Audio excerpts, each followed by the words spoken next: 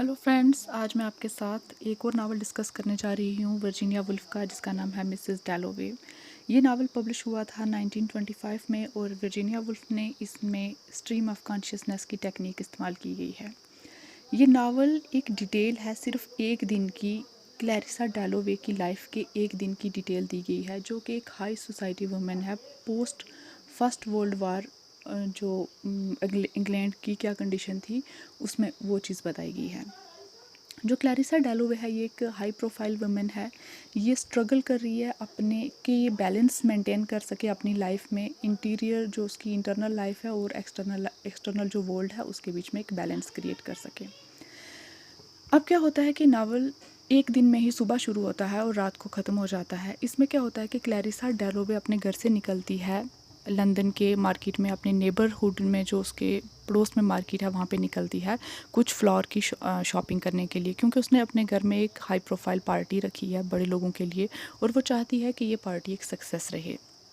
अब वो जब घर से निकलती है तो इसमें अब उसके माइंड में थॉट्स आती हैं, प्रीवियस थॉट। यही है स्ट्रीम ऑफ कॉन्शियसनेस के जो कैरेक्टर है उसको, जो उसकी जो प्रीवियस थॉट्स हैं, उसका जो पास्ट है और जो प्रेजेंट है वो इंटरमिंगल होता है, उसके दिमाग में चल रहा होता है।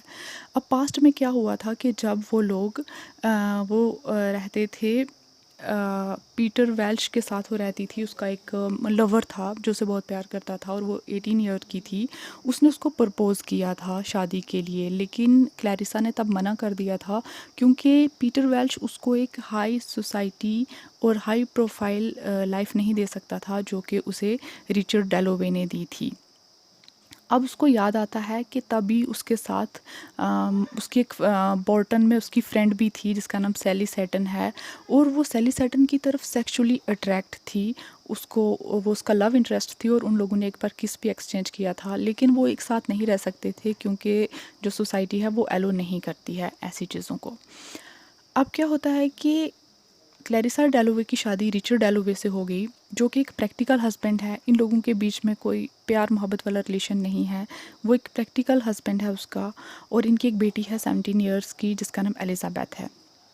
अब ऐसा सोचती सोचती उसने फ्लावर लिए और वो घर की तरफ जाती है तो, और वहाँ पर उसको पीटर वेल्श मिल जाता है, वही उसका प्रीवियस लवर। और वो उसको अपने साथ अपने घर ले जाती है। जब उसके साथ जाता है तो वो उसकी तरफ देखता है, एक्चुअली वो उससे अभी भी ऑब्सेस्ड है, वो अभी भी उससे बहुत प्यार करता है। वो उसको पूछता है कि वो अपने हस्बैंड रिचर्ड डैलोवे के साथ कैसा उसका रिलेशन है। इससे पहले कि क्लैरिसा उसको कुछ जवाब देती, उनकी बेटी एलिजाबेथ आ जाती है और पीटर वेल्श वहाँ से चला जाता है और वो रीजेंट पार्क में जाके बैठ जाता है। वहाँ वो क्लैरिसा के बारे में सोचता है कि क्यों क्लैरिसा ने उससे शादी से मना कर दिया, वो आज भी उससे प्यार करता है, वो ऑब्सेस्ड है। अब इस नावल का पॉइंट ऑफ व्यू शिफ्ट होता है सेप्टिमस वारन स्मिथ की तरफ। ये एक वेटरन है, वर्ल्ड वार फर्स्ट में इसने हिस्सा लिया था। वहाँ पर ये इंजर्ड हो गया था और ये एक डिजीज़ से सफ़र कर रहा है जिसका नाम है शेल शॉक। अब शेल शॉक क्या होता है कि जब इसने वर्ल्ड वार फर्स्ट में पार्टिसिपेट किया तो वहाँ की कंडीशन और सफरिंग देख के ये शॉक में चला गया, इसकी मेंटल कंडीशन बिल्कुल भी ठीक नहीं है। अब सेप्टिमस अपनी इटालियन वाइफ के जिसका नाम लुक्रेजिया है उसके साथ बैठा हुआ है रीजेंट पार्क में, जहाँ पर रीजेंट पार्क में पीटर वेल्श भी बैठा हुआ है।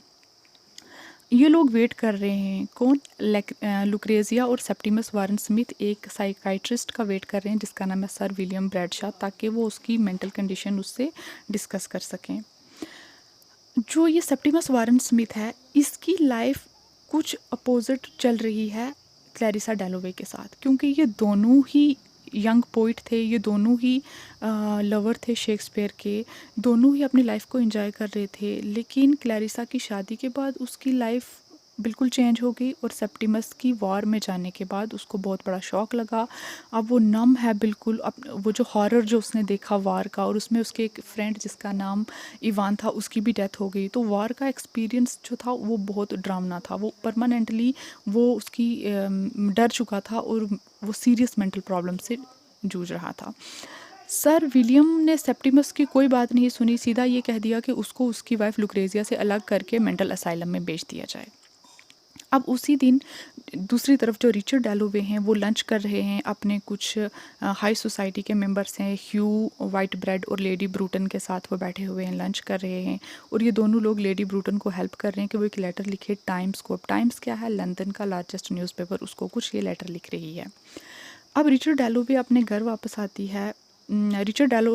वापस आता है। वो अपने साथ कुछ रोज़ेज़ लेकर आता है कि आज वो अपनी वाइफ़ क्लैरिसा को रोज़ देगा और उसे बताएगा कि वो उससे कितना प्यार करता है, ताकि वो अपनी शादी को मेंटेन रख सके। लेकिन वो कह नहीं पाता क्योंकि उसे याद आता है कि कितने साल हो गए उसने अपनी वाइफ़ से ऐसा कोई भी इज़हार नहीं किया, तो आज भी वो नहीं कर पाएगा। अब क्लैरिसा क्या करती है, अपनी बेटी एलिज़ाबेथ को उसकी हिस्ट्री टीचर मिस किलमैन है उसके साथ शॉपिंग के लिए भेजती है। लेकिन क्लैरिसा ना तो मिस किलमैन को पसंद करती है और ना ही मिस किलमैन क्लैरिसा को पसंद करती है। उन दोनों को लगता है कि एक दूसरे का इन्फ्लुएंस एलिज़ाबेथ पे ना ही पड़े तो अच्छा है। अब सेप्टिमस और लुक्रेज़िया हैं, एक अपने अपार्टमेंट में हैं, बहुत खुश हैं, अपनी लाइफ को थोड़ा एंजॉय कर रहे हैं। इतने में वहाँ पर कुछ आदमी आ जाते हैं। वो कहते हैं कि सेप्टिमस को ले जाना पड़ेगा असाइलम में। सेप्टिमस जब डॉक्टर होम्स को देखता है, वो डर जाता है। उसे लगता है कि ये आदमी उसकी लाइफ बर्बाद कर देगा, और ये सोचते ही सेप्टिमस स्मिथ जो है वो जंप कर देता है विंडो से और मर जाता है। पीटर वेल्च आवाज़ सुनता है एम्बुलेंस की, जो आती है और उठा कर ले जाती है सेप्टिमस स्मिथ की डेड बॉडी को। अब क्या होता है कि पीटर पार्टी में जाता है, क्लैरिसा की पार्टी में, जहाँ पर सारे मेजर कैरेक्टर जो हैं वहाँ पे इकट्ठे हुए हैं। क्लैरिसा ने बहुत हार्ड वर्क किया है कि उसकी पार्टी एक सक्सेसफुल रहे, लेकिन उसको वो डिससेटिस्फाइड है क्योंकि पीटर जो है उसे क्रिटिकल नज़रों से देख रहा है। अब एलिज़ाबेथ और अदर मेंबर्स जो हैं, उसको ये लगता है, यहाँ पर ये माना गया है कि जो कंडीशन क्लैरिसा के साथ हुई है, जो उसने अपना डिसीजन लिया था, एक गलत डिसीजन इसके रिचर्ड के साथ शादी करके, तो ऐसा ही फ्यूचर में एलिज़ाबेथ भी ऐसा ही और उसकी जनरेशन के बाकी लोग भी ऐसा ही कुछ स्टेप उठाएंगे, क्योंकि वो हाई प्रोफाइल लाइफ को देखते हैं। वो ये नहीं देखते कि वो कहाँ पर खुश रहेंगे, कहाँ पे सेटिस्फाइड रहेंगे। अब पार्टी में उसकी फ्रेंड सैली सेटन भी आती है, जो कि अब शादी कर चुकी है लॉर्ड रोजीटर से, और उसके 5 बेटे भी हैं।